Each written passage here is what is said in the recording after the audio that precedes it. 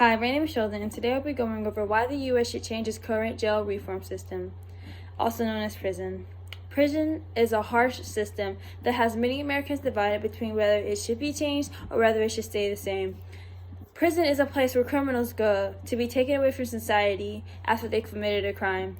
While in prison, the prisoners are supposed to change and be rehabilitated to become abiding citizens who abide by the laws and contribute to society just like you and me. But many Americans believe that many prisons, if not all, lack to stay up to these standards. According to Congressman Doug Collins, we have a good current jail reform system, and he believes that as long as it does these 4 things, it shouldn't change. The 4 things are: it reforms and rehabilitates the criminals, reduces crime rates, holds criminals accountable for their crimes, and prevents criminals from committing crimes in the future.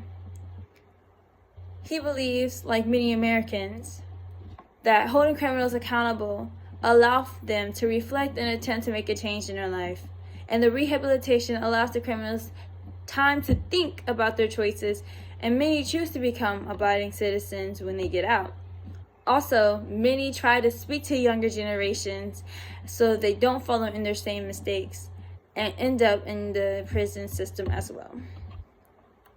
But on the other side, many believe that it should be changed. According to criminaljusticeprograms.com, the main reasons it should be changed is because prison overcrowding, harsh mandatory minimum sentencing laws, and racism in the prison system. Many rich are unjust and need a change for a fair system in the U.S. So prison overcrowding. The prison population is higher than ever before, with 2.3 million Americans incarcerated today and another 5 million released on parole or probation. American prisons weren't designed to take care of this amount of people, and it shows with many depictions of prison being bunk beds right on top of each other, right next to another, with about enough space for one person to fit through to walk through.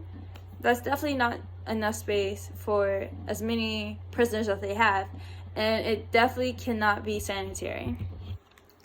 The overcrowding is due to mass incarceration of unfair drug charges. The war on drugs has led to stricter drug laws that have caused the number of incarcerated drug offenders to rise by 12,000% over the last 40 years. Many of them end up back in prison because rehabilitation efforts are ineffective while in jail and out. And the overcrowding is only a consequence of our criminal justice policies rather than increasing crime. For every 31 adults, 1 will end up in jail, and the statistics show it. So the harsh mandatory minimum sentencing laws. So each crime comes with a certain number of years you have to serve if found guilty in a court of law, and many prosecutors use this to their advantage for a guilty plea. And the federal drug laws account for the longest maximum sentencing out of any crime you could commit. So someone could be caught with a small amount of drugs and serve a longer sentence than someone who has murdered someone or worse. Not that you could really get worse than murder, but other crimes that are just as bad. And the unfair sentencing for drugs target lower class offenders. And these laws take away the power of the judge to account for the circumstances surrounding the case or even the character of the defendant, leading to harsher sentences. And the racism in the system. African Americans represent 12% of the U.S. population, but account for 33% of the prison populations, with Caucasians coming behind them at 30% in the prison, and Hispanics at a 23% in the prison. And a black person is almost 4 times more likely to be arrested for the possession of drugs compared to a white person. So what's the negative effect of the current jail reform system in America? Well, the cost to taxpayers. Many U.S. prisons are state funded, and so their money comes from the paychecks of taxpayers. And many taxpayers believe do not believe that these criminals should be living off their hard work when they're law-abiding citizens.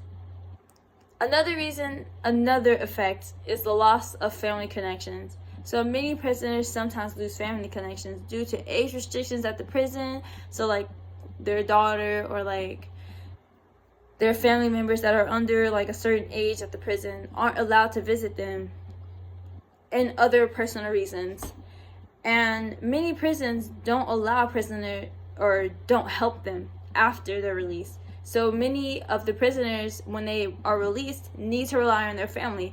And if they lose these connections, they're out on their own. And that's how many of them end up back in jail anyway. Also, another effect is the stress to the family members when a family member is being taken to jail. Many families will fall apart while the prisoner is serving time, and the family may be left with less or no money if the person who is being sent to jail was the breadwinner in the family. Members must also adjust to the loss of a family member, which will always be hard. In conclusion, the current jail reform system needs to change, and it starts with awareness. There are many organizations that focus on reform and advocate for the criminal justice reform in America. Many include the Britain Center for Justice or even the Innocent Project. And there are many more that you can sign up for. But just by knowing these facts and understanding that there needs to be change and that the current jail reform system is unfair and unjust allows for you to help there be change. Thank you.